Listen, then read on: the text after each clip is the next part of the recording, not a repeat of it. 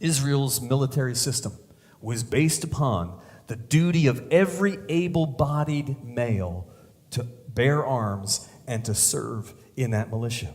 Israel's militia relied upon citizen soldiers who spend most of their life on their farm, raising their crops, or engaged in other economic activity, and they would only fight for the limited period required to do battle, and only when absolutely necessary.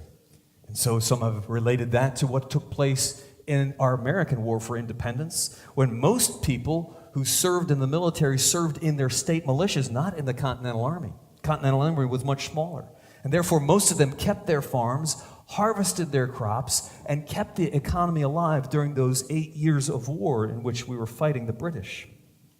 Deuteronomy does not intend that the Israelites would maintain any standing army at all, and none of any significant size. Instead, they would have a civilian army or a militia mobilized only in times of need, commanded by officers appointed for the occasion.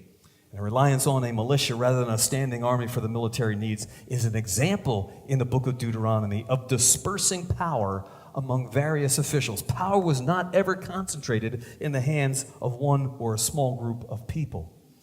If the people in arms formed a national assembly of initially sovereign peoples, then no tyrant could rule over them. And the history of Israel even shows this when there was a king. The king did not have absolute tyrannical authority because the militia structure of the several tribes was maintained all the way up until the destruction of the first temple in 587 BC. One of the readiness of Israelites to bear arms as a constant burden for them was part of their obedience to the commands that God had given them here in Exodus as the armies of the Lord, and Numbers as well as in Deuteronomy. And that is why our founders followed that pattern. They knew that tyranny could be prevented if the citizen soldier is a militia member and there is no standing army. The tyrant cannot use an army against the people because the people compose an army far greater than his army. And so it was that our founders followed that pattern. That is until more recently, where that is being destroyed systematically during the past 100 years. You see, God's word is wise in how to structure a human civil government.